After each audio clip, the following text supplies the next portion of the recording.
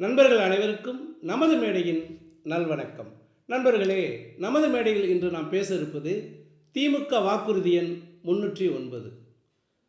திமுக வாக்குறுதி எண் 309 பற்றி பேசுவதற்கு முன்பாக முதலில் தமிழ்நாட்டில் இருக்கின்ற ஆசிரியர்கள், அரசு ஊழியர்கள் அனைவருக்கும் நமது மேடையின் சார்பாக நமது ஆழ்ந்த அனுதாபத்தை தெரிவித்துக் கொள்வோம்.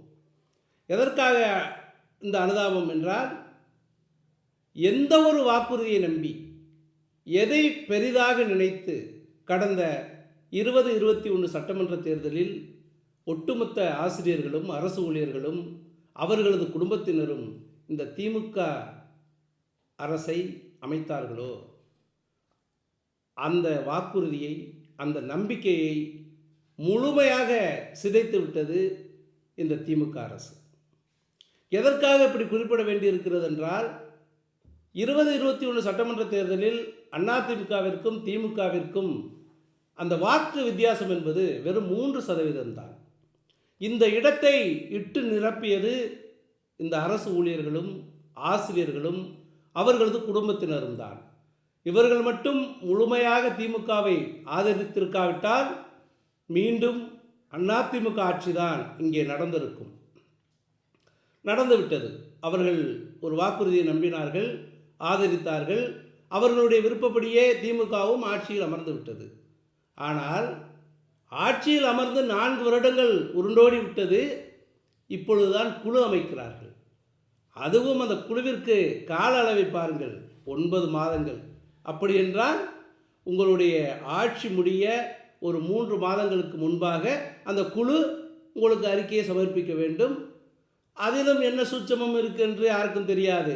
குழு தங்களுக்கான நேரத்தை நீட்டித்து கேட்கலாம், அல்லது குழு அறிக்கை கொடுத்தால் கூட அதன் பிறகு அமைச்சரவையினுடைய ஆய்வுக்கு அது கிடப்பில் இருக்கலாம் என்று பல நிலைகள் இருக்கிறது. ஆக இன்றைய சூழ்நிலையில் இந்த அறிவிப்பிற்கு பிறகு நாம் புரிந்து கொள்ள வேண்டியது, எந்த ஒரு வாக்குறுதியை நம்பி ஒட்டுமொத்த ஆசிரியர்களும் ஒட்டுமொத்த அரசு ஊழியர்களும் அவர்களது குடும்பத்தினரும் இந்த திமுகவிற்கு ஓட்டு போட்டார்களோ, அந்த வாக்குறுதியை இந்த திமுக அரசு முழுமையாக நிறைவேற்ற மாட்டோம் என்று அறிவித்து விட்டார்கள். இதுதான் உண்மை.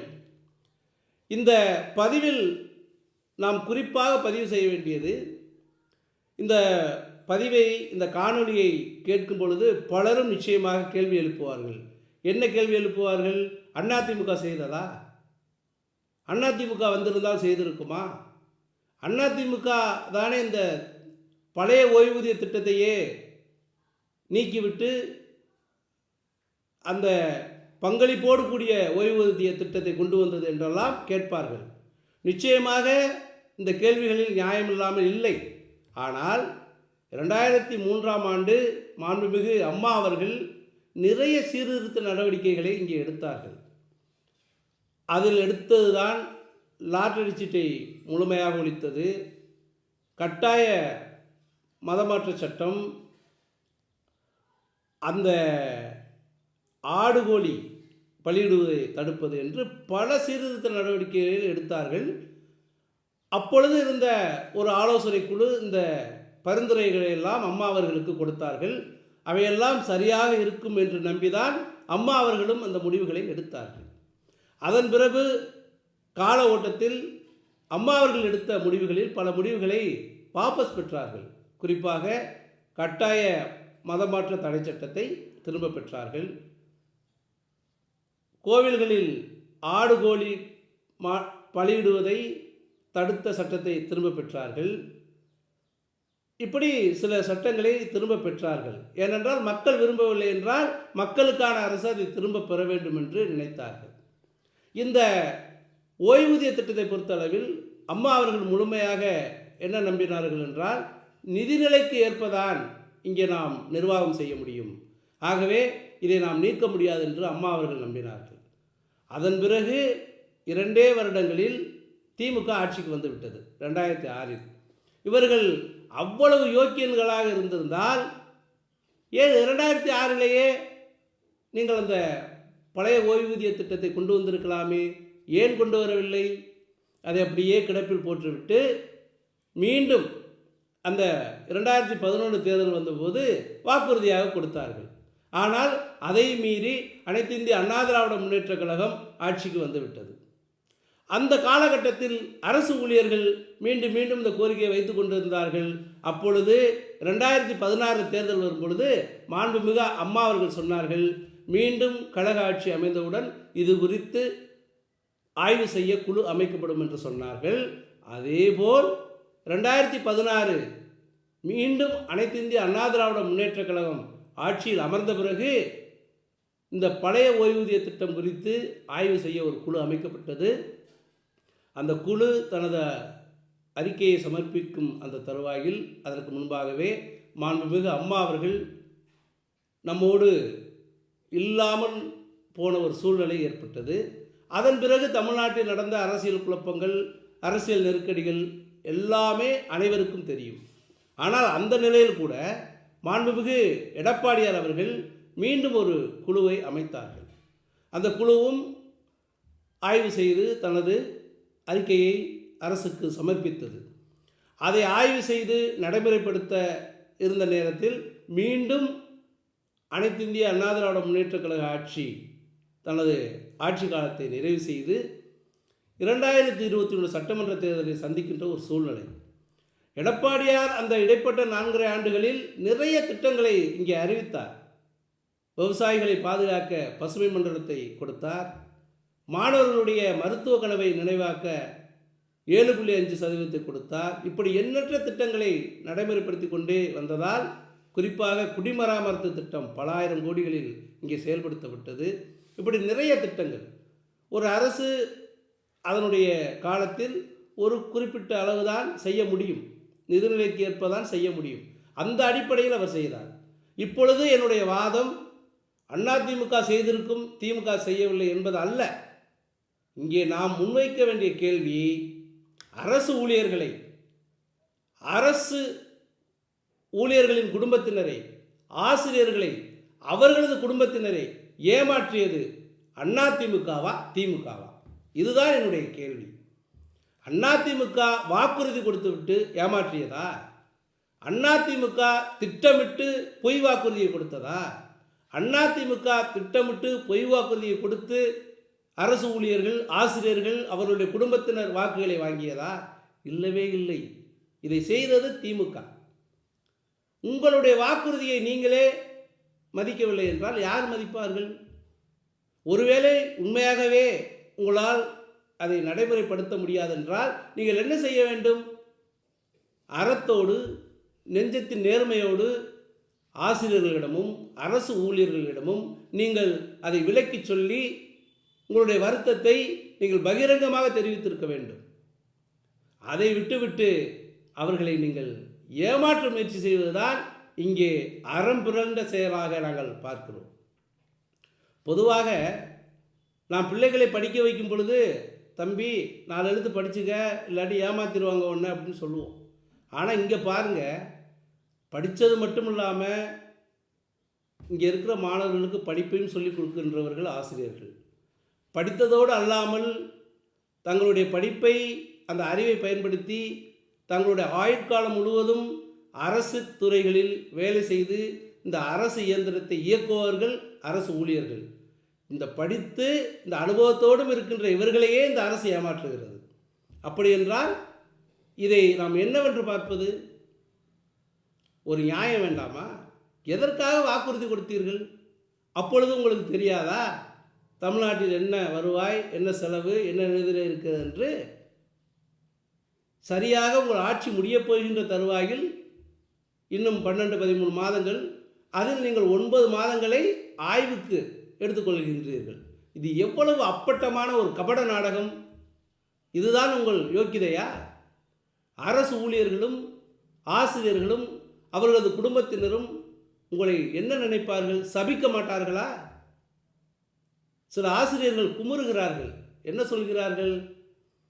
அதிமுக வந்திருந்தால் ஓய்வூதிய திட்டத்தை தந்திருப்பார்களோ இல்லையோ, குறைந்தபட்சம் மற்ற பிரச்சனைகள் இல்லாமாவது இந்த நாடு இருந்திருக்கும், சட்டம் ஒழுங்கு நன்றாக இருந்திருக்கும், படிக்கின்ற பெண் பிள்ளைகளுக்கு பாதுகாப்பு இருந்திருக்கும், மற்ற பிரச்சனைகள் இங்கே இருக்காது, ரவுடிசம் இருக்காது என்று பலரும் இன்று புலம்ப தொடங்கிவிட்டார்கள்.